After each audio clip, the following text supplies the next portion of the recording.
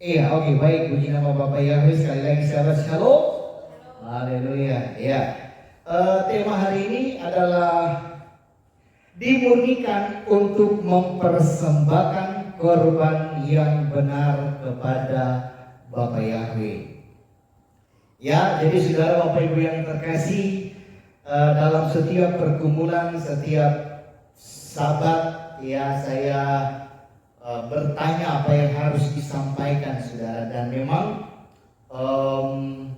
tidak lain dan tidak bukan adalah untuk menyampaikan tentang akhir daripada zaman ini. Nah, tentunya saudara Bapak Ibu yang terkasih, seperti yang saya sudah khotbahkan di sabat yang lalu, bahwa di hari-hari yang terakhir ini banyak orang Kristen termasuk yang sudah menyembah Bapak Yahweh terlalu memiliki iman yang pede alias kepedean rohani.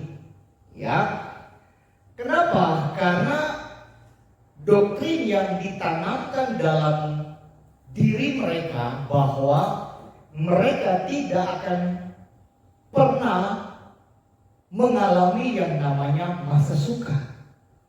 Ya, dan seperti kita tahu bersama, dasar daripada kesukaran dijelaskan dalam kitab suci itu ada 7 masa, dibagi 2 masa, 3,5 tahun awal dan 3,5 tahun akhir. Ya, dan kita sekarang ya berada pada masa awal, 3,5 tahun awal untuk memasuki 3,5 tahun akhir, di mana masa pemerintahan anti Hamasiyah, dan waktunya tidak akan lama lagi, saudara. Dan kita sebagai orang yang percaya, yang memahami kebenaran firman, tentunya kita tidak akan mengalami yang namanya masa pemerintahan 3,5 tahun masa kesukaran, masa anti Hamasiyah, saudara. Ya, tapi bukan berarti kita sebagai orang yang percaya, terlebih sudah mengenal nama kudus Bapak Yahweh, lalu seolah-olah kita tidak akan mengalami ujian, tidak akan mengalami kesukaran, saudara. Ya, makanya saya mau katakan bahwa itu adalah sesuatu yang enak, terlalu enak, saudara. Karena bagaimana dengan mereka yang memang dari awal mempertahankan iman, berjuang, ya, agar supaya mereka tidak terpengaruh dengan keadaan dunia. Iya kan? Jadi kalau memang seperti yang kita pengenkan, tidak akan mengalami masa ujian, kesukaran terakhir, atau saya katakan ujian terakhir, wah, itu sangat tidak adil, saudara. Iya kan? Karena mungkin kita yang memperjuangkan dibandingkan dengan orang Kristen yang hidupnya seenaknya, lalu tiba-tiba raja. Iya kan? Haleluya. Nah, inilah yang saya berpikir dan merenungkan, saudara. Ya, bahkan saya tahu kebenaran firman Elohim berkata bahwa di akhir zaman hanya mereka yang bertahan akan selamat. Bertahan dari apa, saudara? Ya, bertahan dari kesulitan-kesulitan yang akan kita hadapi. Karena memang ya di Matius 24 itu sangat jelas, saudara. Kalau kita mempelajari, makanya sebagai orang percaya tentunya kita akan dimurnikan. Ya, dan akan kelihatan mana yang sungguh-sungguh Kristen sejati atau Nasrani sejati dengan yang KW, dengan yang palsu, saudara. Ya, mana yang benar-benar mempersembahkan korban yang benar kepada Bapak Yahweh dengan tidak. Iya kan? Nah, dulu saya sudah pernah bahas tentang persembahan yang benar, yang sejati di hadapan Bapak Yahweh. Iya kan? Yang korban 2 meadi, Kain dan Habel, sudah saya jelaskan, itu ada di YouTube. Ya, haleluya. Dan yang mana yang berkenan. Nah, kita kan berusaha berjuang untuk persembahan yang kita berikan adalah persembahan yang berkenan, saudara. Ya, haleluya. Jadi kita hidup tidak seenaknya hari-hari ini. Ya, makanya banyak orang Kristen, orang percaya, terlebih yang sudah mengenal nama kudus Bapa Yahweh, mereka hidup seenaknya di zaman akhir, tidak berjaga-jaga, mereka semakin terlena. Ya, makanya saya sampaikan berkali-kali, semakin kita berbicara tentang ketaatan, justru yang ada semakin tidak taat, saudara, semakin tidak setia. Ya, karena memang melihat mayoritas dalam perjalanan kehidupan orang-orang di luar sana, mereka seolah-olah fine-fine saja, baik-baik saja, saudara. Ya, ini hati-hati. Ini jebakan buat saudara dan saya. Ya, ingat baik untuk memperoleh mahkota kehidupan yang dijanjikan Yeshua. Ya, itu bukan mudah, itu butuh proses, saudara. Ya, kita tahu bersama kan ada orang-orang yang mengadakan perlombaan Putri Indonesia, Miss Universe dan lain sebagainya, bahkan global. Untuk mendapatkan mahkota itu perlu perjuangan. Ya. Nah, kita pun dalam kitab suci Rasul Paulus sudah mengingatkan kita ada dalam perlombaan iman. Amin. Ya, kita ini ada dalam perlombaan iman.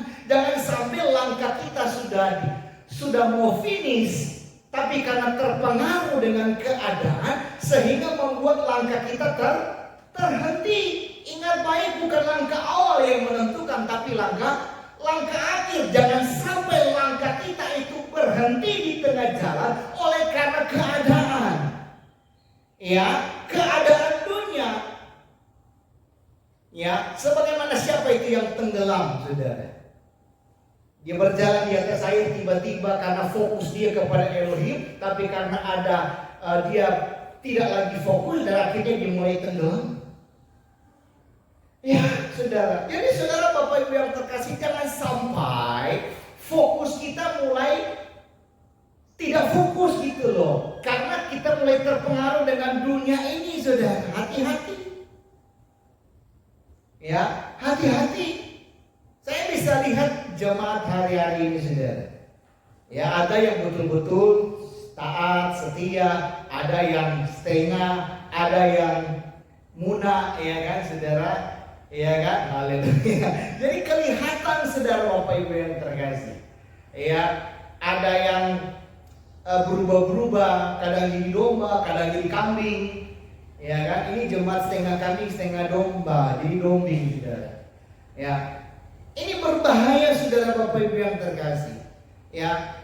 Jadi lewat pendahuluan ini saya mau sampaikan, saudara, bahwa ya, kita ini sudah benar-benar hidup di akhir zaman, saudara.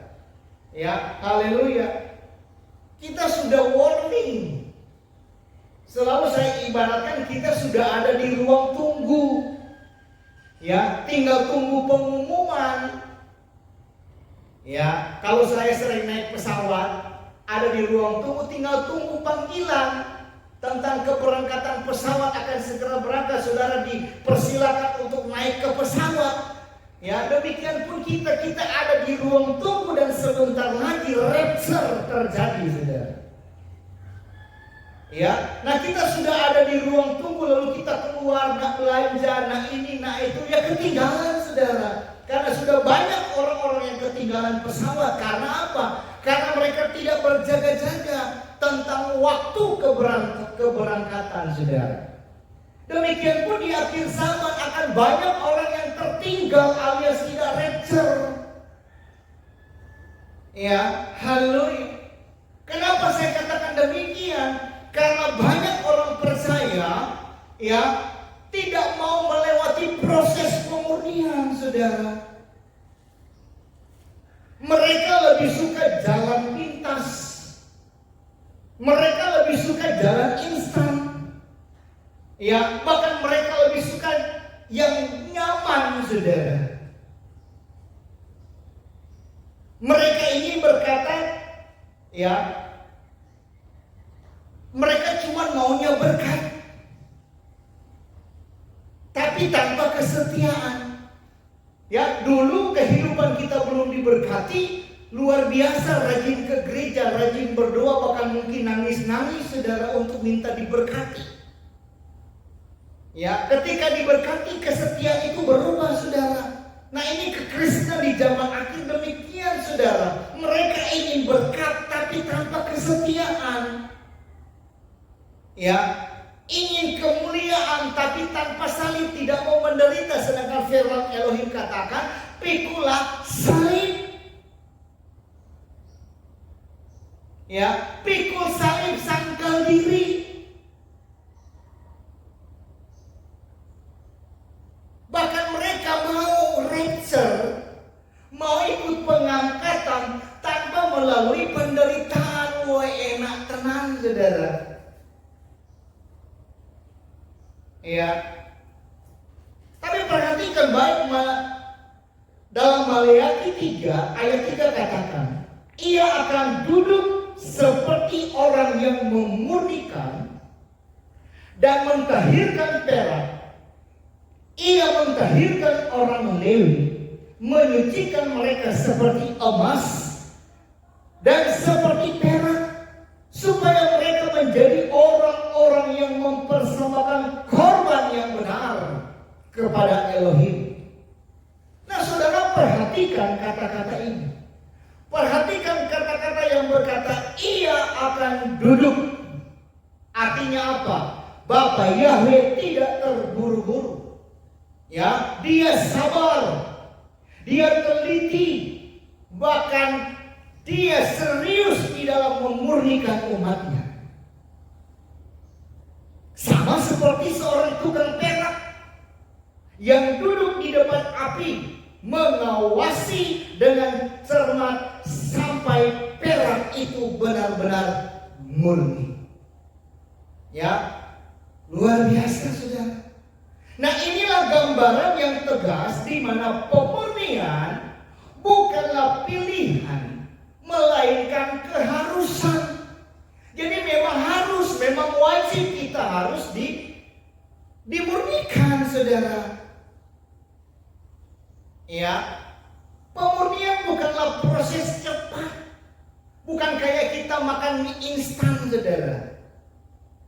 Ya, yang namanya proses itu panjang saudara. Ya, haleluya. Dan kita harus melewati itu.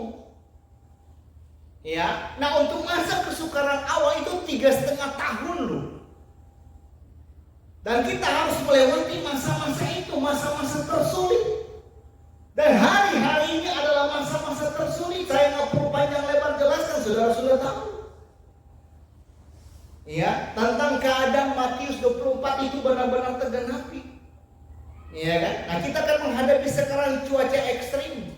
Bukan seperti tiap tahun kemarau panjang, ini disertai dengan El Nino, saudara.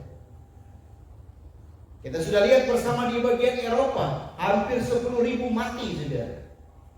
Sekarang di Amerika 43 derajat Celcius. Ya, kita akan diperhadapkan.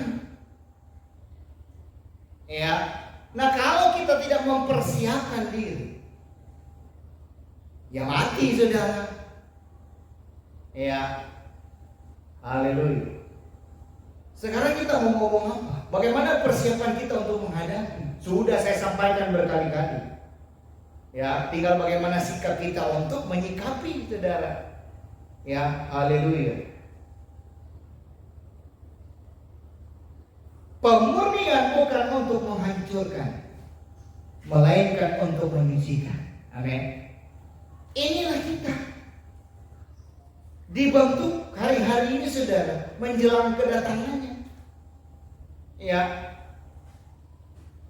Tetapi sangat disayangkan, di akhir zaman banyak orang Kristen, bahkan yang sudah mengenal nama kudus Bapa Yahweh, menolak proses itu.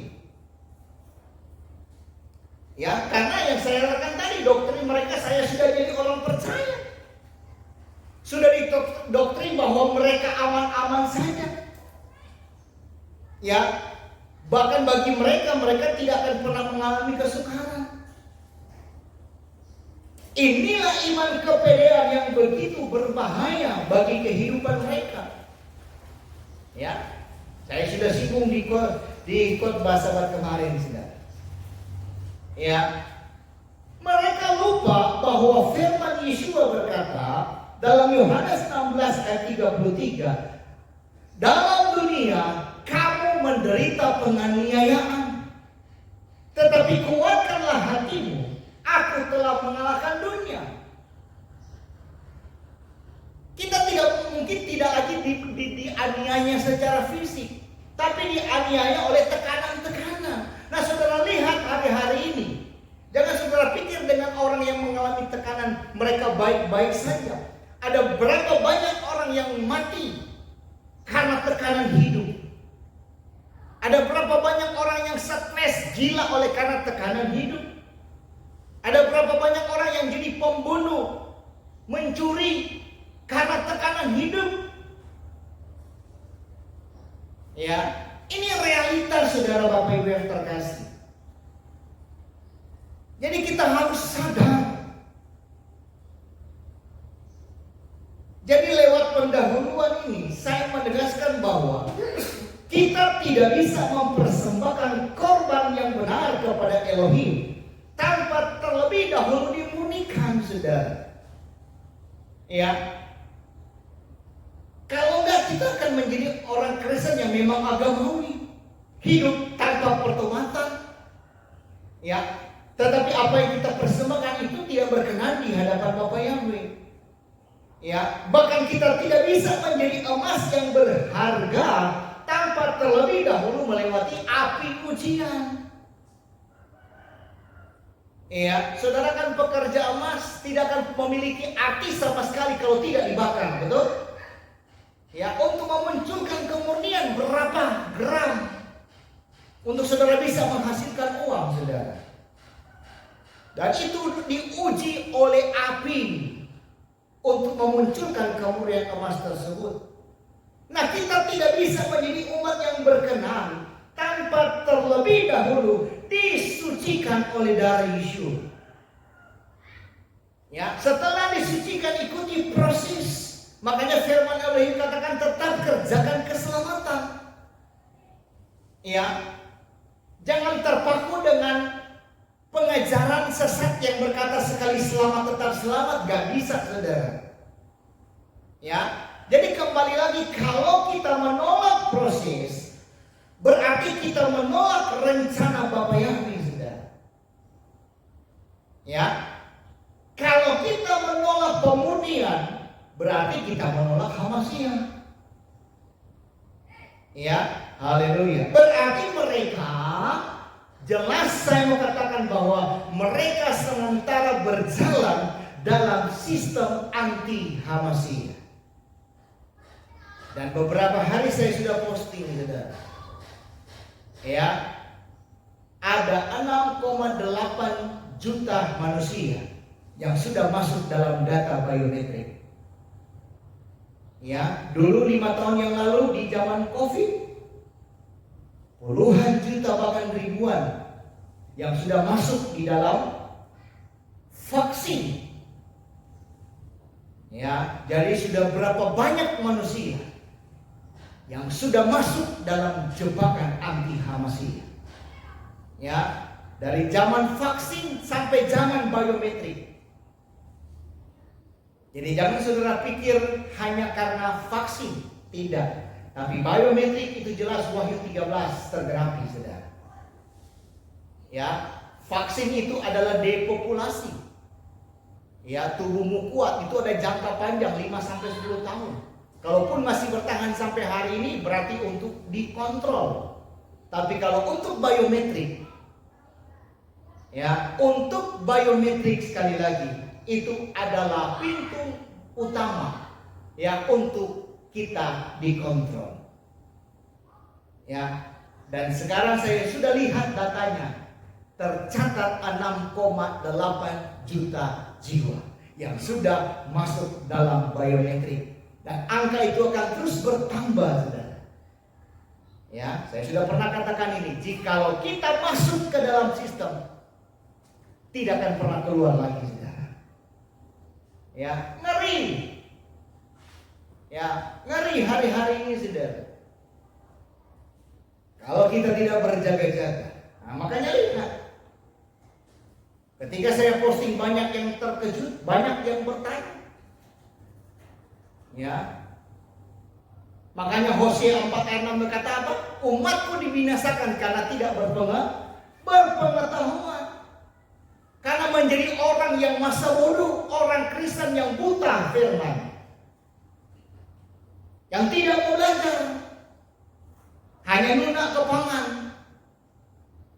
Ya, ini realitas, saudara. Jelas, cek sendiri.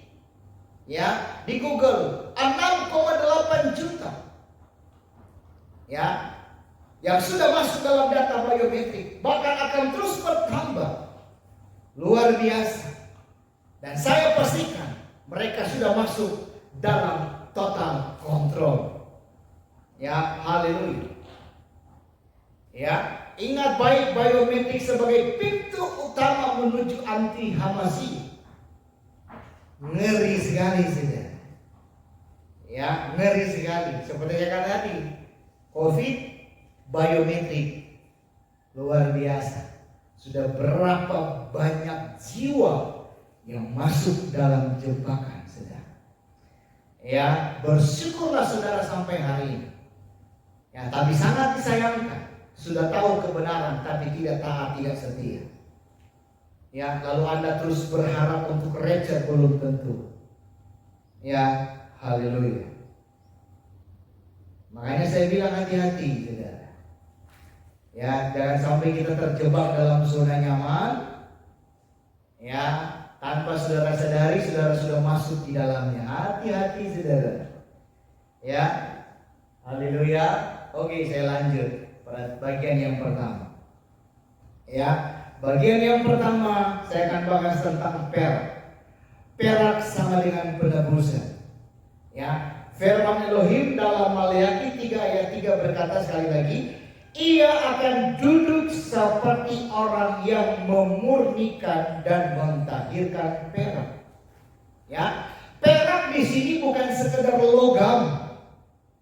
Ya, tetapi ini adalah merupakan lambang penebusan. Ya, bahkan perak juga merupakan lambang pengampunan. Dan kita semua adalah orang yang berdosa, hidup dalam kegelapan dan tidak layak di hadapan Elohim. Tetapi ketika darah Yesua tercurah, maka disitulah saudara dan saya dimurnikan. Disitulah saudara dan saya diampuni. Dan disitulah saudara dan saya ditebus. Tapi sangat disayangkan, banyak orang yang tidak menghargai pengorbanan darah Yesus. Ya, bahkan mereka tidak mengerjakan keselamatan yang sudah dikerjakan oleh Yesus. Ya, lalu mimpi mau rapture, mimpi mau masuk dalam kerajaan 1000 tahun, mimpi mau masuk surga samain kekal selamanya. Tunggu dulu, saudara. Ya, Anda masih cinta dunia, hidup dalam kedagingan? Bagaimana Anda bisa rapture, saudara? Ya, Anda tidak mau dimurnikan, bagaimana Anda bisa rapture? Ya, sebenarnya perak juga melambangkan pertobatan, saudara. Ya, pemurnian perak terjadi ketika datang kepada Hamasia dengan hati yang hancur, mengakui dosa dan bertobat sungguh-sungguh, bukan tobat kumat timbul tenggelam. Ya, ini Kristen Nasrani, suam-suam kuku. Saya sudah bahas juga itu tentang suam-suam kuku. Akan dimuntahkan pagi lusa. Ya, bahkan lebih gila lagi Matius 7 yang berseru Tuhan, Tuhan.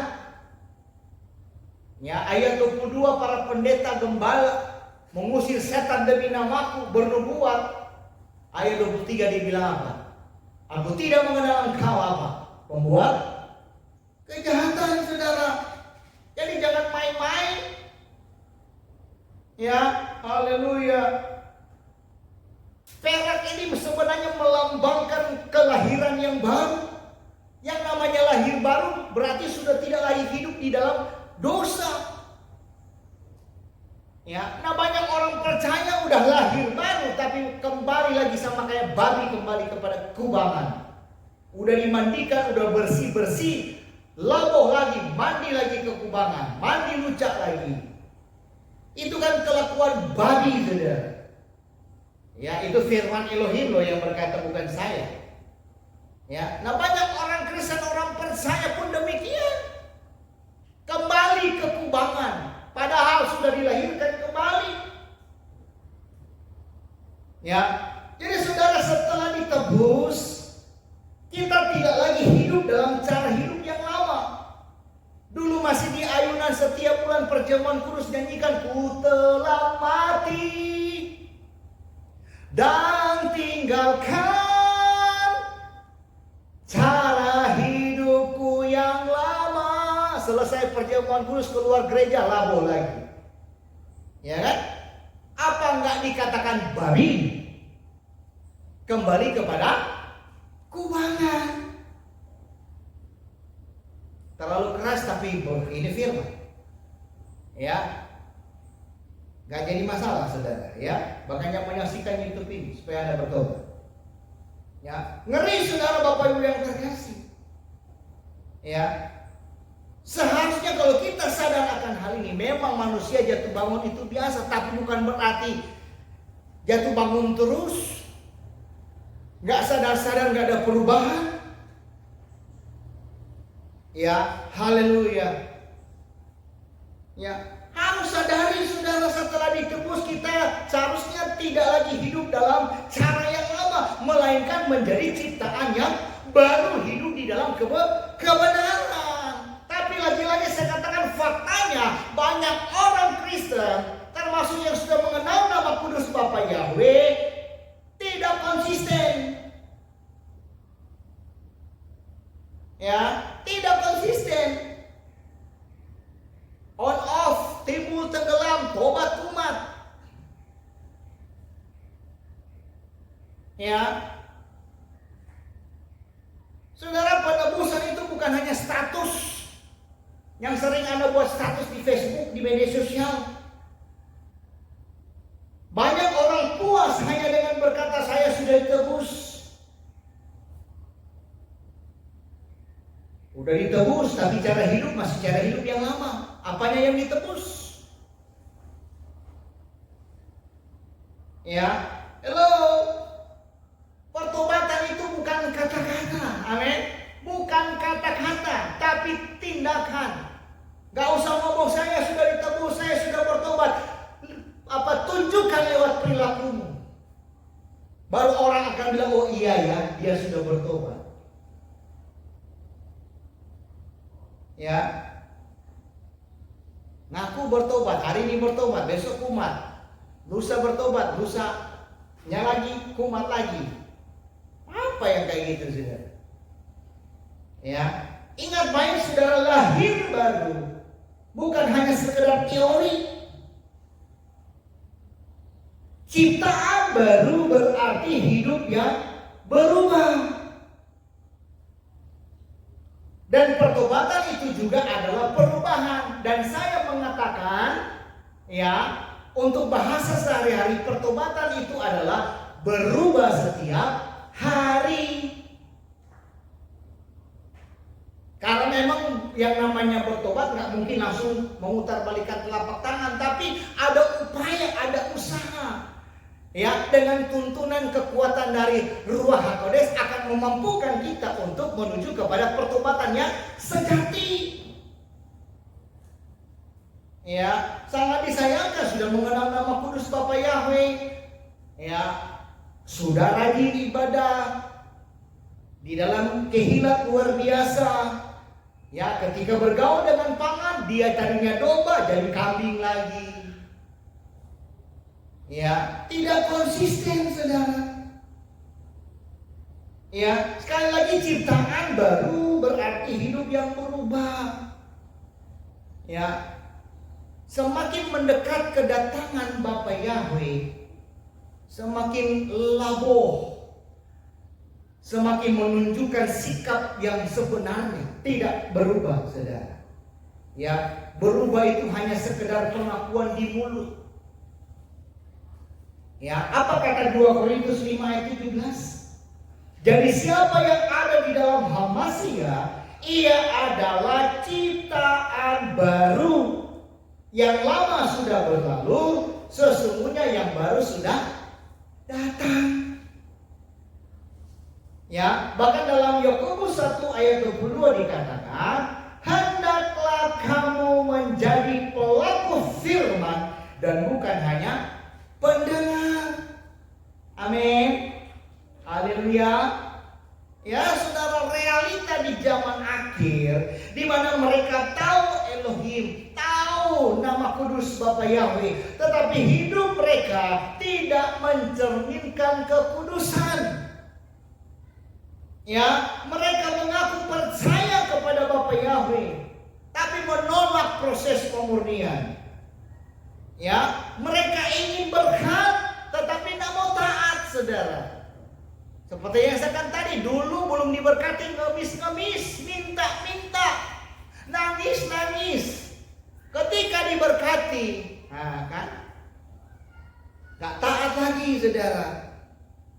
Bahkan yang lebih parah lagi, mereka ingin rapture, mereka ingin pengangkatan, tapi gak mau pikul salib, tidak mau sangkal diri. Ya, ingat Pak, saya katakan tadi Matius 7 ayat 23. Bukan mereka yang berseru Tuhan, Tuhan. Ya, tapi tanpa hidup konsisten, itu adalah penipuan rohani. Dan itu sama dengan Anda menipu diri sendiri.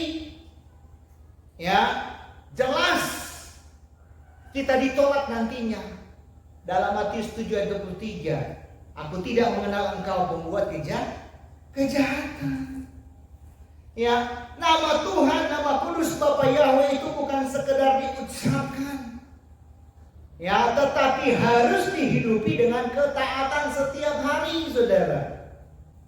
Ya, jadi saya tegaskan lagi bahwa tanpa penebusan kita tidak akan pernah bisa masuk di dalam rencananya Bapa Yahweh. Ya, jadi nggak usah mimpi untuk receh dulu deh, ya. Kemudian tanpa pertobatan kita tidak bisa mengalami pemurnian. Jadi tobat dulu sungguh-sungguh. Kalau masih tobat kumat, belum bisa dimurnikan, saudara. Ya, bahkan tanpa darah Yesus kita tetap kotor, tetap berdosa dan tetap terikat. Ya. Bertobat, minta penyucian dari Yesus betul-betul. Ya, lakukan firman, taat setia, udah. Nggak susah kok. Ya, jadi firman adalah dasar. Kalau kita menolak penebusan, berarti kita menolak keselamatan. Ya, kalau kita menolak pertobatan, berarti kita menolak Yesus. 1 Yohanes 1 ayat 9 berkata, jika kita mengaku dosa kita, maka Ia adalah setia dan adil, sehingga Ia akan mengampuni segala dosa kita dan menyucikan kita dari segala kejahatan. Bahkan dalam Yohanes 3 ayat 3 katakan, jika seorang tidak dilahirkan kembali, ia tidak dapat melihat kerajaan Elohim. Tapi udah dilahirkan kembali, lalu labuh lagi, yang memang nggak bakalan, saudara. Karena di dalam kitab suci berkata namanya akan dihapus dalam kitab kehidupan. Malaikat punya penghapus. Ya, haleluya. Dan saya mau katakan, saudara, yang 1 Yohanes 1 ayat 9, kita mengaku dosa. Kalau sudah tahu itu melanggar firman, jangan dilakukan. Ya, jangan dilakukan. Makanya saya sangat disayangkan, saudara, kalau mereka yang sudah tahu kebenaran, sudah tahu apa itu vaksin, sudah tahu apa itu biometrik, tapi masih dilakukan. Ya, Anda mau bertobat minta ampun pun gak bakalan bisa. Makanya saya katakan, ya, mereka yang sudah divaksin, nggak bertobat sampai hari ini, bahkan sudah masuk dalam biometrik, ya nggak ada keselamatan lagi, saudara. Itu jelas ada dasarnya dalam kitab suci. Ya, mau ngomong apa? Ya, dari dulu kita ingatkan kok, bukan gak ingatkan. Ya, karena saya sudah bilang, saya sebagai hamba Elohim terus mengingatkan saudara, jangan ini, jangan itu, jangan ini, jangan itu, jangan ini, jangan itu. Tapi karena memang ngeyel, keras kepala, mungkin tidak percaya, akhirnya sekarang terjebak. Ya kan, hati-hati saudara. Saya sudah mulai melihat sekarang ini. Ya, jadi sebagai jemaat harus sadar, ya, bahwa penebusan bukan sekedar teori, akan tetapi pengalaman nyata. Ya, bertobat bukan hanya sekali, tetapi merupakan gaya hidup setiap hari. Dan hidup baru bukan sekedar status, akan tetapi bukti nyata bahwa kita memang benar-benar sudah ditebus. Ya, jadi bagian perak, ya, penebusan menegaskan bahwa langkah pertama menuju korban yang benar adalah menerima darah Yeshua, kemudian bertobat sungguh-sungguh dan hidup sebagai ciptaan yang baru. Amin. Haleluya. Kita masuk dalam bagian yang kedua. Kalau bagian yang pertama emas, bagian yang kedua, bagian pertama adalah perak, bagian yang kedua adalah emas. Ya, emas sama dengan iman yang teruji. Ya, kita lihat 1 Petrus 1:6-7. Maksud semuanya itu ialah untuk membuktikan kemurnian iman yang jauh lebih tinggi nilainya daripada emas yang fana. Saudara lebih berharga daripada emas. Paham ya? Haleluya. Sekali lagi, maksud semuanya itu ialah untuk membuktikan kemurnian imanmu yang jauh lebih tinggi nilainya daripada emas yang fana, yang diuji kemurniannya dengan api, sehingga kamu memperoleh puji-pujian dan kemuliaan dan kehormatan pada hari Yeshua HaMashiach menyatakan dirinya. Jadi kita tahan uji dimurnikan, kita dapat pujian. Haleluya, luar biasa. Gak usah minta puji, taat saja. Kemudian ayat 23 ayat 10 menambahkan, karena ia tahu jalan hidupku, seandainya ia memuji aku akan timbul seperti emas. Amin. Seharusnya kita semakin diuji, semakin timbul kemurnian. Amin. Semakin berapi-api, bukan semakin loyo, bukan semakin redup, bukan semakin menjauh, bukan semakin berasap-asap, saudara.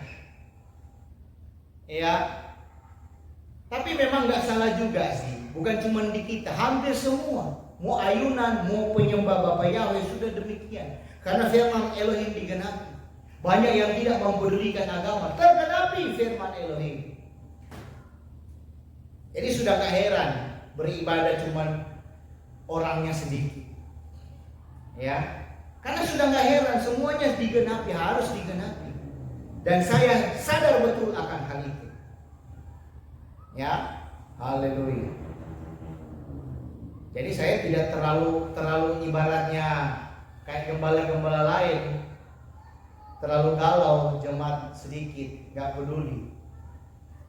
Ya, haleluya. Karena kalau demikian kan mereka mementingkan soal perut. Tapi puji Bapak Yahweh sampai hari ini saya belum keluar kelaparan.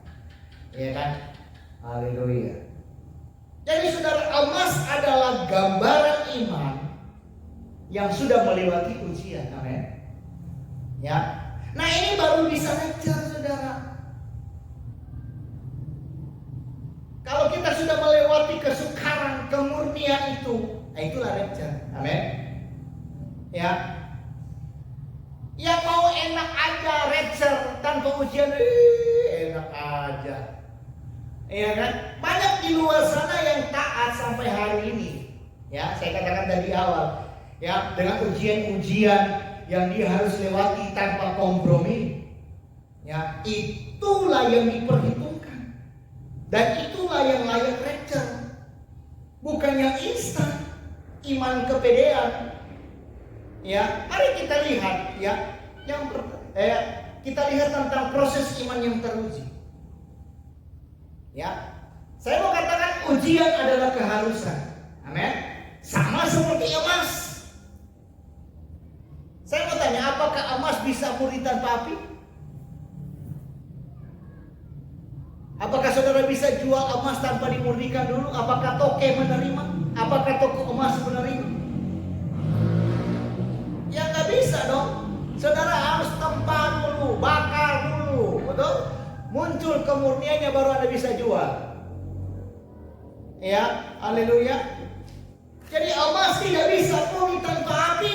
Demikian iman tidak bisa murni tanpa pencobaan. Ya, haleluya. Penderitaan bukan tanda kita ditinggalkan, tidak saudara. Justru penderitaan adalah bukti bahwa Bapa Yahweh sedang bekerja memurnikan saudara dan saya. Amin. Haleluya. Kesetiaan diuji dalam kesukaran. Iman yang hanya kuat di saat senang itu bukan iman yang sejati. Paham ya? Jadi iman yang tidak diuji adalah iman yang ragu. Akan tetapi iman yang diuji akan menjadi emas yang berharga luar biasa. Ya, iman yang bertahan sampai akhir akan menerima kemuliaan, akan menerima mahkota, akan menerima puji-pujian dari Yeshua. Luar biasa. Ya, makanya dia katakan, adakah aku dapati iman di bumi? Dan dia juga katakan, hanya mereka yang bertahan akan selamat. Ya, jadi kalau kita menolak ujian, berarti kita menolak kesempatan untuk dimurnikan.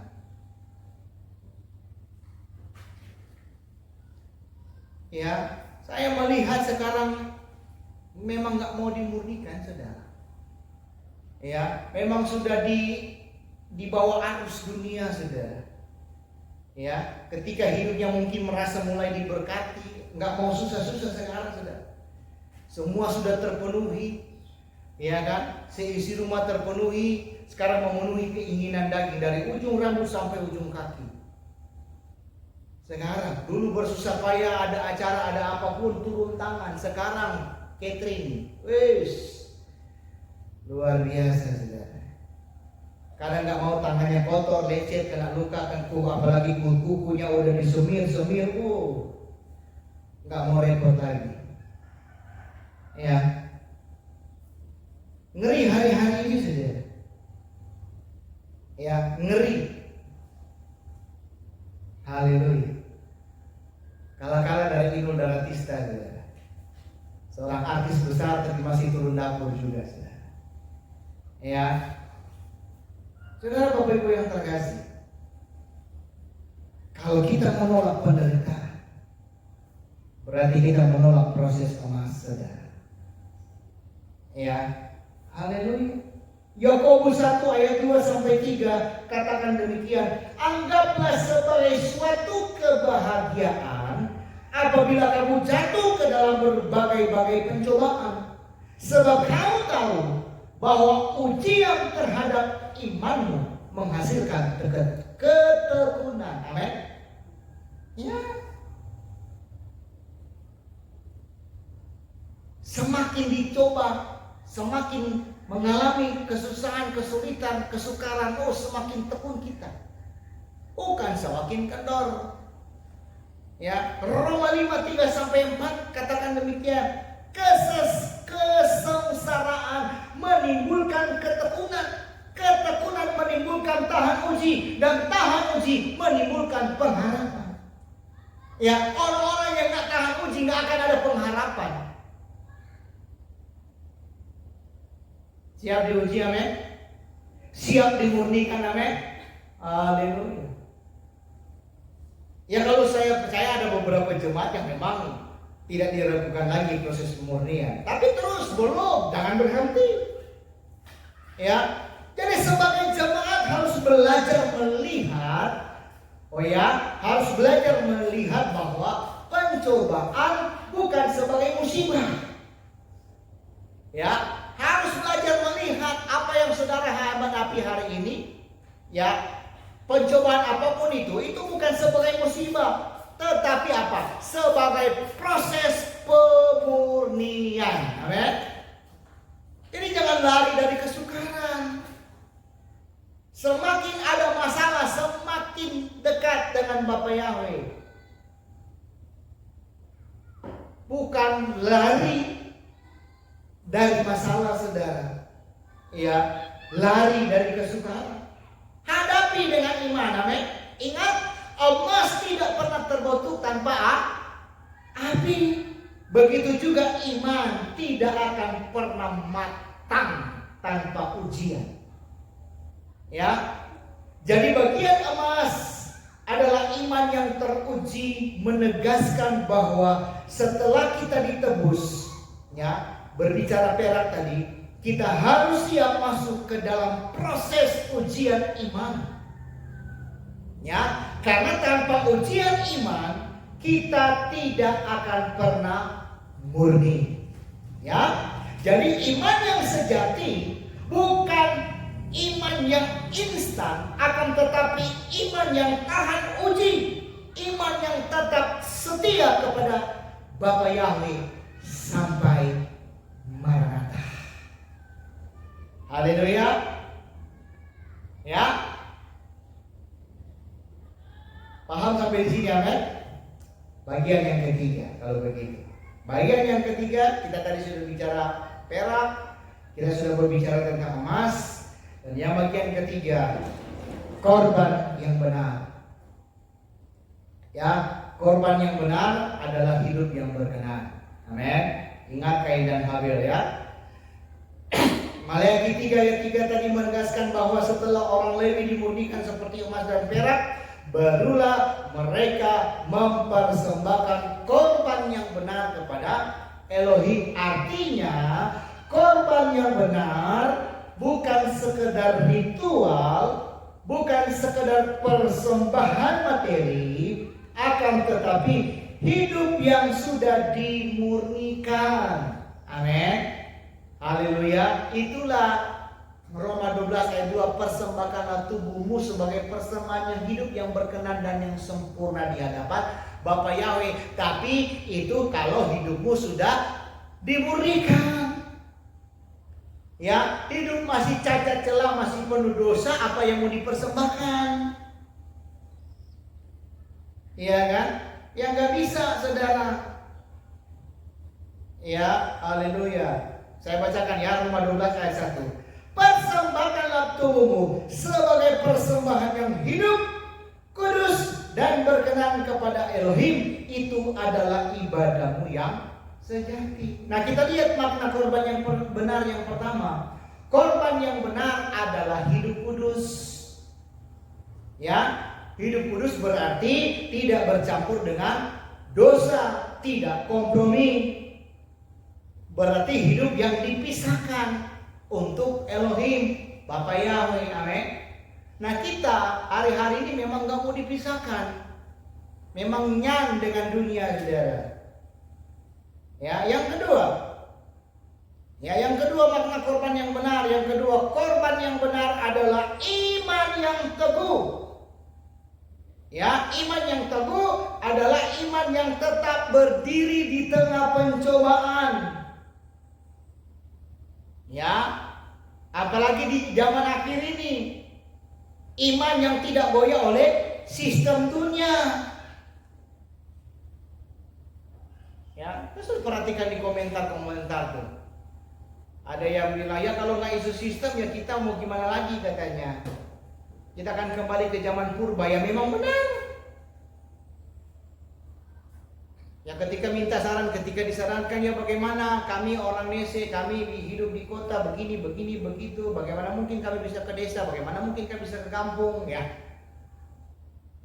Ya sudah, jalanin aja, berdoa bagaimana caranya, kan begitu. Kita juga nggak bisa memutuskan.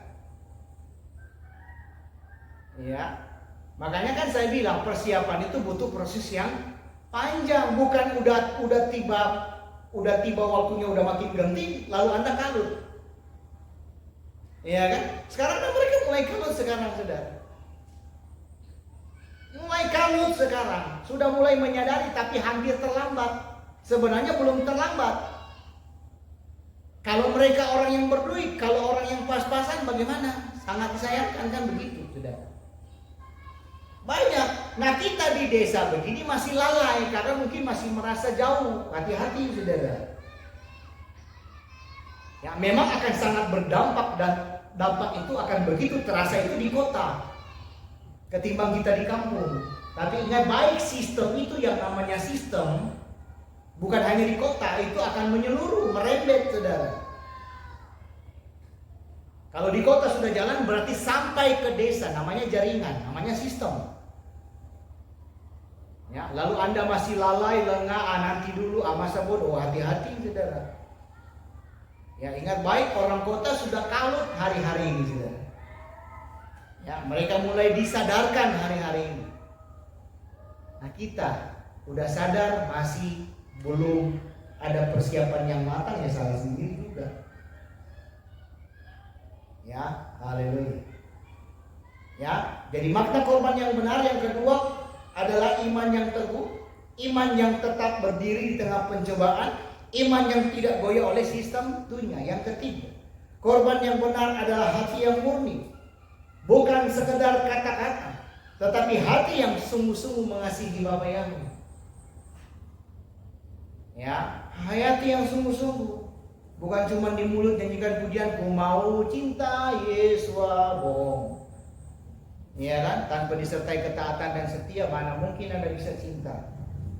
Ya, jadi sekali lagi, korban yang benar adalah hati yang murni, bukan sekedar kata-kata, tetapi hati yang sungguh-sungguh mengasihi Bapa Yahweh. Ya, jadi korban yang benar bukan sekedar uang atau persembahan.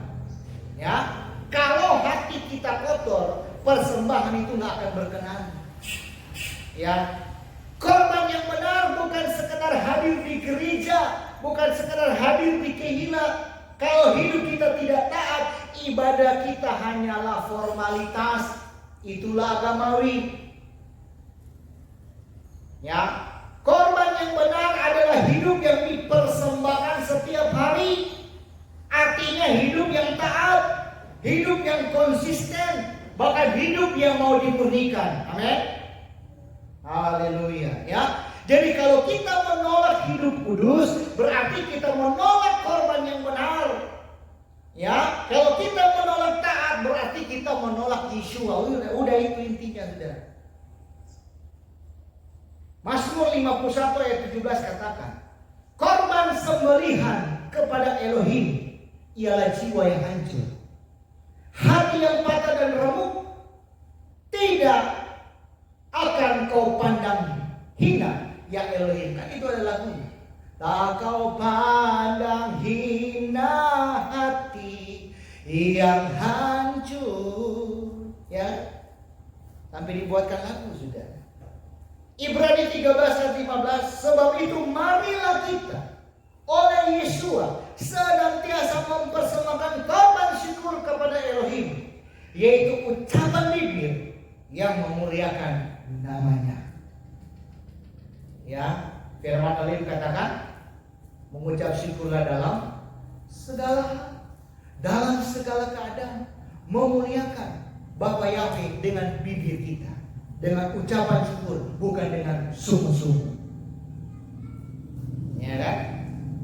Dulu diberkati, puji Tuhan, puji Bapa Yahweh, haleluya. Giliran udah mulai jauh. Haleluya. Ya. Sebagai jemaat harus sadar bahwa korban yang benar bukan hanya di atas mimbar saja. Ya, bukan hanya di atas mimbar, bukan hanya di gereja, di kehilat, tetapi dimanapun kita berada, di rumah, di sekolah, di pekerjaan, bahkan di kehidupan sehari-hari. Ya, hidup kita harus menjadi persembahan, di mana cara kita berbicara, cara kita bekerja, bahkan cara kita melayani. Ya, korban yang benar adalah hidup yang konsisten. Saya katakan tadi, ditebus perak, diuji emas, lalu dipersembahkan dengan hati yang murni. Ya, jadi bagian korban yang benar menegaskan bahwa tujuan akhir daripada pemurnian bukan hanya sekedar kita menjadi lebih baik, akan tetapi supaya hidup kita menjadi persembahan yang berkenan kepada Bapa Yahweh. Ya, haleluya. Jadi jelas ya saudara, tanpa pemurnian korban kita tidak akan pernah benar. Ya, tanpa pemurnian apapun yang saudara lakukan tetap salah di hadapan Bapa Yahweh.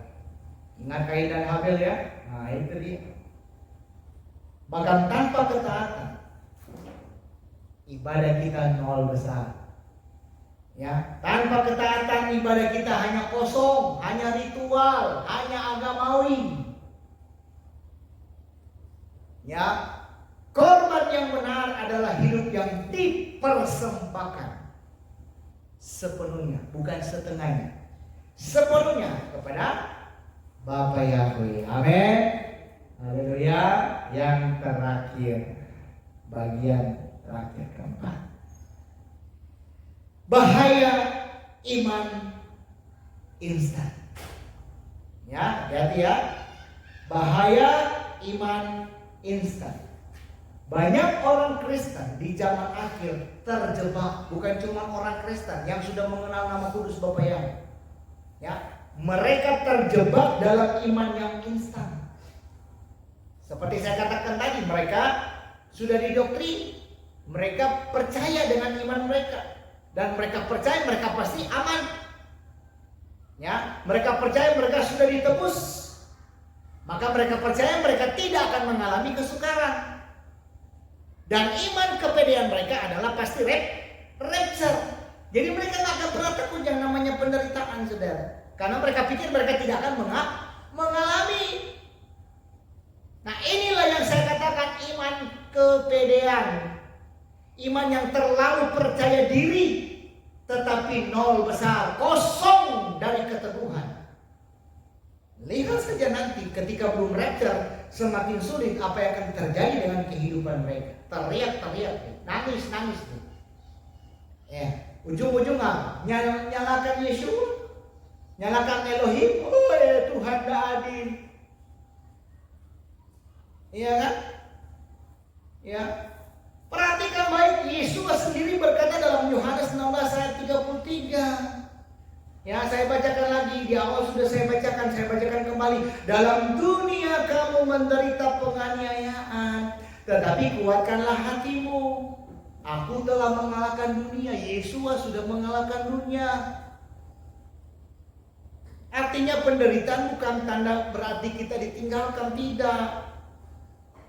Ya, melainkan bagian dari proses pemurnian. Ya, kalau kita menolak penderitaan berarti kita menolak salib. Apa gunanya Anda pakai salib besar-besar di leher, kemana-mana bawa salib? Sekalipun kita di Nasrani udah mengenal nama kudus Bapa Yahweh, nggak lagi demikian, karena salib itu lambang eksekusi. Tapi orang Kristen salib besar-besar di dada, di leher, di kalung. Di anting pun pakai salib lagi. Ya, di hidung mungkin pakai salib.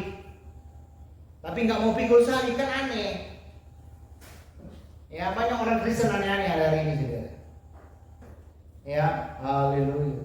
Kalau kita menolak ujian, kita menolak emas. Ya, jadi iman yang instan adalah iman palsu, iman KW. Akan tetapi iman yang sejati adalah iman yang tahan uji, tahan banting. Amin. Itu baru pol, itu baru mantap, saudara. Ya, kemudian sistem anti hamasiat.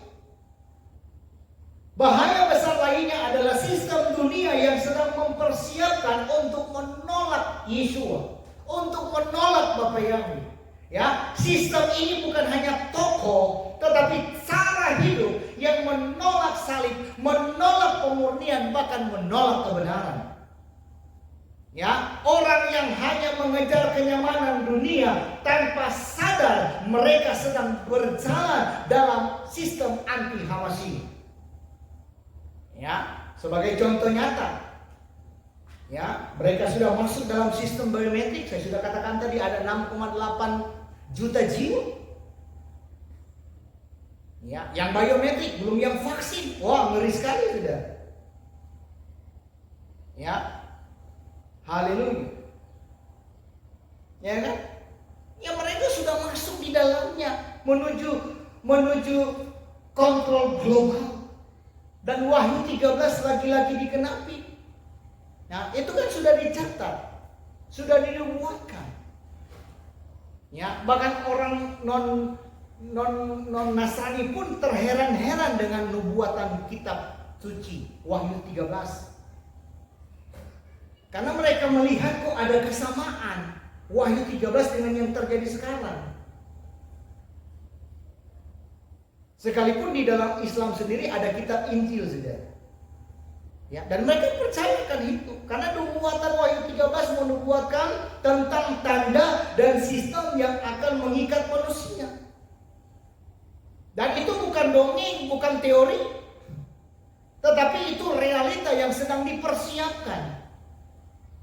Ya, jadi siapa yang menolak pemurnian, siapa yang memilih sistem dunia, berarti dia sedang berjalan menuju anti Hamasiyah. Nah, sebagai jemaat harus waspada. Terus saya ingatkan ini, jangan tertipu oleh ajaran yang menjanjikan jalan yang mudah. Pemerintah memudahkan, tapi itu jebakan. Anda nggak perlu susah-susah biometrik langsung dapat bantuan. Hati-hati, saudara. Dulu kan begitu. Waktu zaman COVID kan begitu. Diiming-iming hadiah kipas angin, televisi. Apalagi hadiahnya. Yang penting Anda mau vaksin. Baru dapat beras 1 karung. Dulu begitu kan. Haleluya. Jangan terlena oleh kenyamanan dunia. Karena itu bisa menjadi jerat sistem anti Hamasiyah. Belajarlah menerima proses pemurnian. Karena hanya dengan itu kita bisa mempersembahkan korban yang benar kepada Bapa Yahweh. Amin. Jadi bagian bahaya iman instan dan sistem anti Hamasiyah menegaskan bahwa iman yang tidak mau diuji akan jatuh pada penipuan rohani. Dan sudah berapa banyak orang Kristen, termasuk yang sudah mengenal nama kudus Bapa Yahweh, tertipu.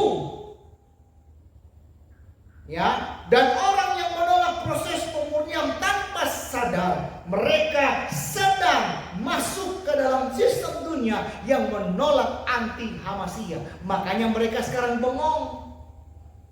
Mereka bingung apa yang harus mereka lakukan. Dulu kita dibilang hoax, dulu dibilang kita penyebar konspirasi. Sekarang apa yang terjadi?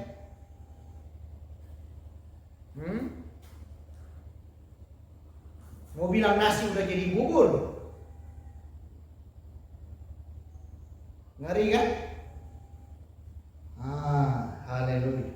Jadi jelas sekali, saudara, bahwa iman yang instan adalah jalan pintu menuju kepada kehancuran.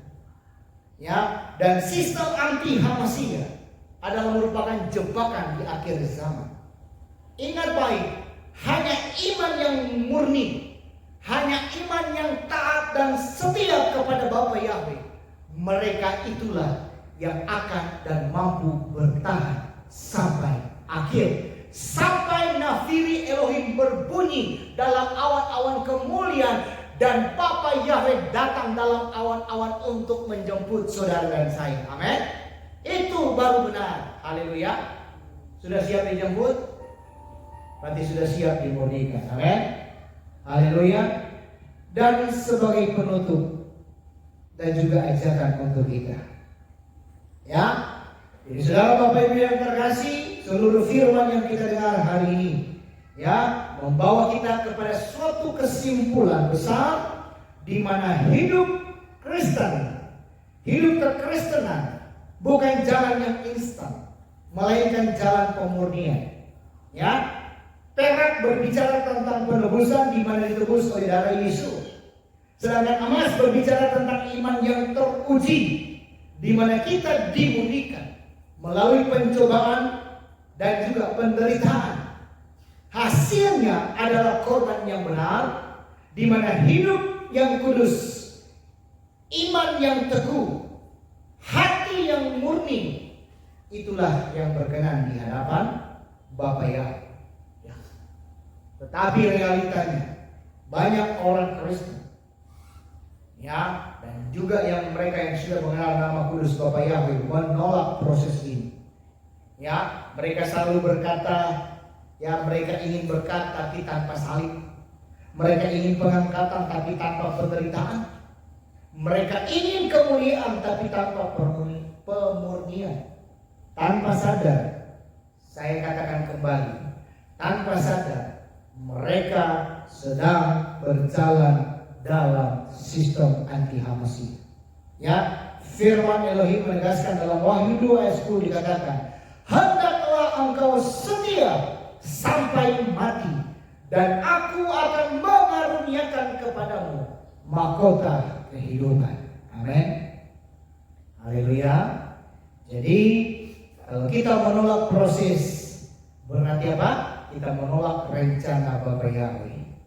Kalau kita menolak pemurnian, berarti kita menolak Yeshua. Kalau kita menolak kesetiaan, berarti kita menolak mahkota kehidupan. Ya, jadi tidak ada jalan pintas, ya, untuk menuju kepada kemuliaan. Hanya mereka yang setia, hanya mereka yang mau dimurnikan, dan hanya mereka yang bertahan sampai akhir. Haleluya. Sebagai ajakan hari ini, saudara, ya, kembali Bapa Yahweh membangunkan kita dari tidur yang panjang. Ya, Bapa Yahweh kembali memanggil kita untuk ayo bangkit. Ya, bangkit dari iman yang instan, bangkit dari hidup yang tidak konsisten, bangkit dari sistem dunia yang menolak Hamasi. Dan mari kita serahkan hidup kita sebagai korban yang benar. Amin. Bukan hanya di mulut, tapi di hati. Ya, bukan hanya di gereja, di kehidupan, tapi dalam kehidupan sehari-hari. Jadi siapa yang mau dimurnikan oleh Bapa Yahweh, bangkitlah. Serahkanlah hidupmu sepenuhnya kepada Bapa Yahweh, supaya engkau benar-benar layak mempersembahkan korban yang benar. Amin. Haleluya. Bapa Yahweh memberkati.